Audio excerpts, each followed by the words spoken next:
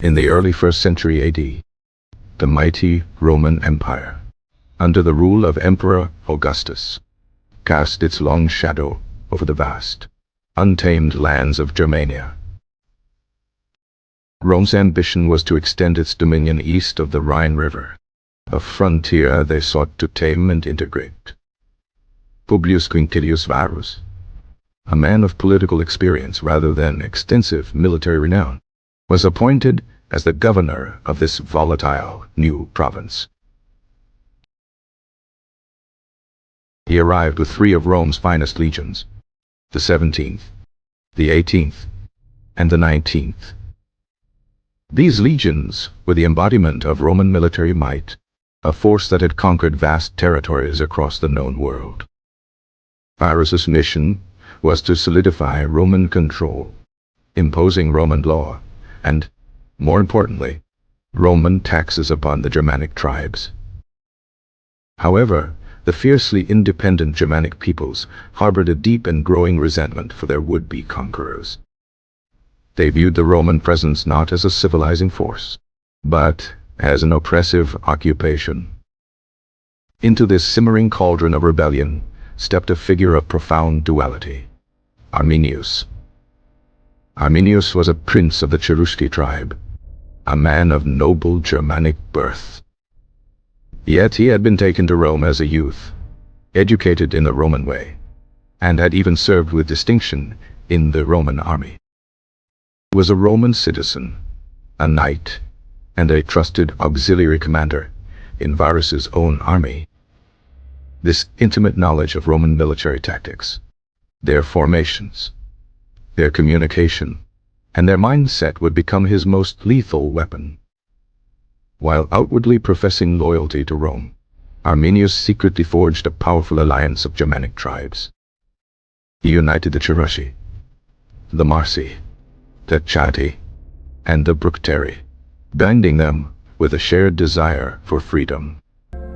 In the late summer of 9 AD, Arminius set his intricate trap into motion. He reported a fabricated uprising in a remote tribal area, a minor rebellion that required Varus's immediate attention. Varus, overconfident and seeing Arminius as a reliable subordinate, took the bait without question. To quell this phantom revolt, Arminius suggested a detour from the established Roman roads. He guided the Romans towards a route through the treacherous and unfamiliar Teutoburg Forest. The Roman column, consisting of over 20,000 people, including soldiers, camp followers, and servants, stretched for nearly 15 kilometers. This impossibly long formation was a tactical nightmare, preventing any rapid deployment for battle.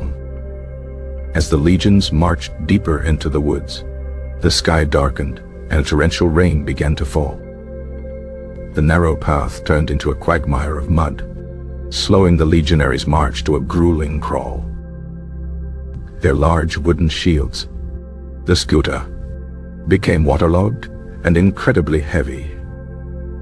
The sinew strings of their bows went slack in the relentless damp, rendering them useless.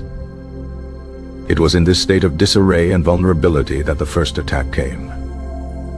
From behind a long, pre-constructed earthen rampart, the Germanic warriors unleashed a terrifying barrage of projectiles. Spears, javelins, and stones rained down upon the shocked and exposed Romans. The Romans, unable to form their disciplined battle lines, were thrown into chaos.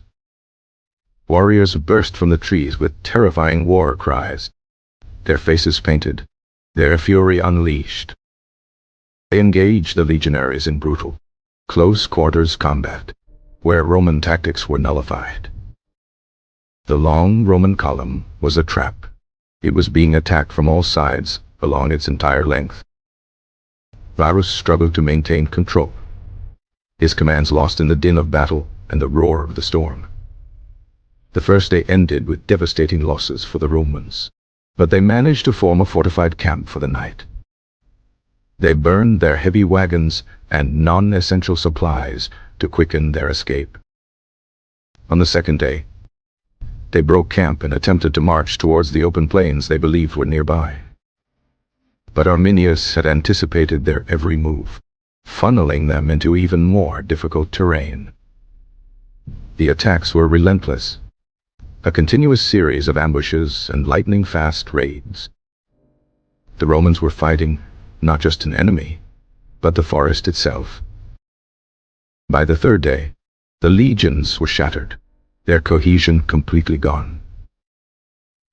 They were no longer an army, but a desperate mob of terrified survivors.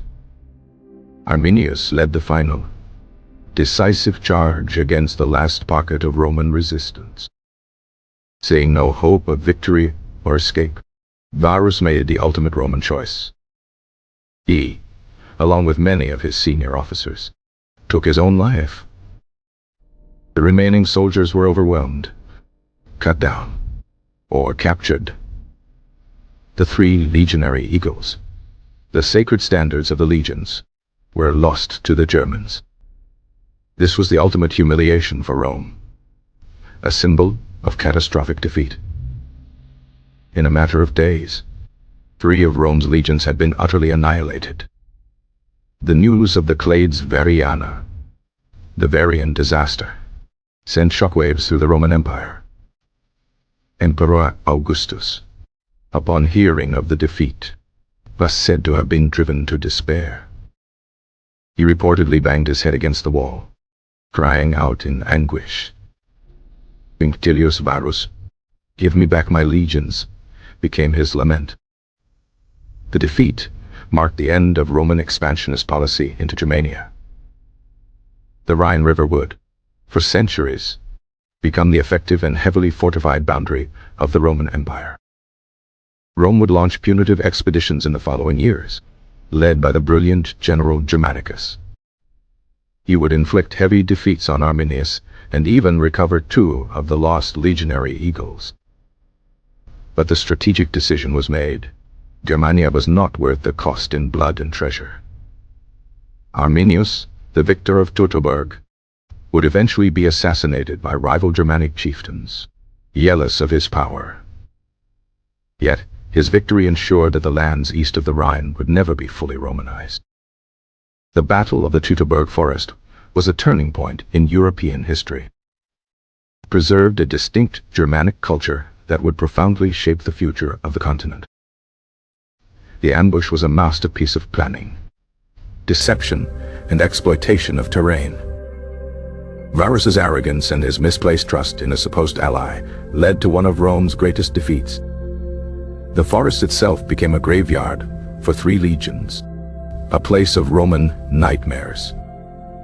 The battle demonstrated that even the mighty Roman war machine was not invincible. It was a brutal lesson in the dangers of underestimating an enemy and overextending an empire. The psychological impact on Rome was immense, creating a Germanic phobia that would last for generations. Captured Romans were said to have been sacrificed to the Germanic gods in sacred groves. The memory of the Varian disaster would serve as a cautionary tale for future Roman emperors. Arminius became a symbol of Germanic resistance and a national hero centuries later. The battle's location was lost to history for centuries, becoming a subject of myth and speculation. Only in the late 20th century did archaeological discoveries at Calcresa Hill confirm the likely site. Thousands of Roman military artifacts have since been unearthed from the soil. The battle was a brutal, savage affair, fought with desperation on both sides. The Roman legions, designed for open field battles, were completely out of their element. The Germanic warriors used their knowledge of the terrain to its fullest, deadly advantage. The story of Teutoburg Forest is a timeless reminder of how pride and overconfidence can precede a great fall. It is a tale of betrayal, strategy, and the ferocious defense of a homeland. The echoes of those 3 days of slaughter in 9 AD resonated throughout the course of Western civilization. The initial Roman advance into the forest was marked by an unnerving silence from the woods. Arus, accustomed to formal greetings from tribal leaders, found the emptiness unsettling. The Roman cavalry, sent ahead to scout, became separated and were the first to be picked off. Communication between the front and rear of the column broke down almost immediately. The non-combatants, including women and children, were caught in the middle of the carnage. Germanic warriors focused on killing the Roman officers to sow maximum confusion. The legionaries' short gladius swords were at a disadvantage against the longer Germanic spatha. Wounded Romans were often finished off where they fell in the thick mud. Some legionaries broke ranks and fled into the woods, only to be hunted down individually. The battle turned the forest floor into a slick surface of mud and blood. At night, the surviving Romans could hear the triumphant cries and songs of the Germans from all around. The second day's march led them into a boggy marsh, deliberately chosen by Arminius. Here, their heavy armor became a deadly liability, dragging them down. The final stand took place at the base of a hill, where the Romans were completely encircled. The legionaries fought back to back, knowing there was no escape. Arus's body was reportedly mutilated by the victors, his head sent to another tribal king. The loss of the eagles was a deep spiritual blow to the Roman military psyche. Augustus declared a period of national mourning, a rare event in the confident empire. The names of the disgraced legions, 78 and Insignic, were never used again. The disaster halted the careers of many promising Roman officials associated with Varus. For the Germanic tribes, it was a victory that would be sung about for generations. It proved that the invincible Romans could be beaten through unity and cunning. The Romans' failure was a combination of cultural arrogance and tactical inflexibility. They failed to understand the land and the people they sought to rule. Arminius' betrayal was so profound because he had been treated as one of Rome's own. The battle's legacy is a testament to the power of guerrilla warfare against a conventional army. The name Teutoburg would forever be a whisper of warning in the halls of Roman power. The forest reclaimed the battlefield, hiding its secrets for nearly 2 millennia. The Roman soldiers fought with discipline, but discipline was no match for chaos. The Germanic tribesmen used hit-and-run tactics, melting back into the woods after each attack. The Roman supply train, a vital part of their army, became a liability. The battle was not a single event, but a running, 3-day nightmare of combat. The psychological toll on the survivors, though few, must have been immense. The victory solidified Arminius' leadership, but also made him a target. Rome's response under Germanicus was brutal, but it was ultimately an act of revenge, not conquest. The Varian disaster taught Rome the limits of its power. The forest stood as a silent, green monument to Roman hubris. The battle cry of the Germans was the sound of a people fighting for their very existence. The Roman legionaries died far from home, in a cold, dark forest. The ambush was a perfectly synchronized storm of violence and terror.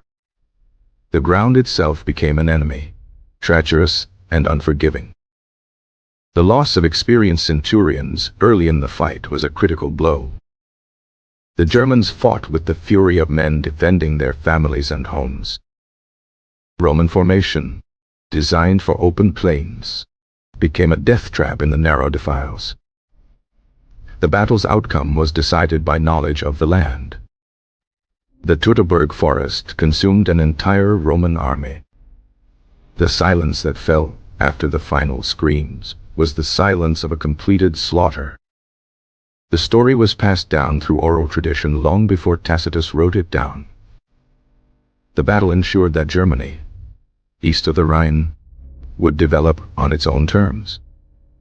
It was a victory born from a secret, a lie, and a deep understanding of an enemy's weakness. The Varian disaster remains one of the most studied ambushes in military history. The souls of the fallen legionaries became a permanent part of the forest's dark folklore.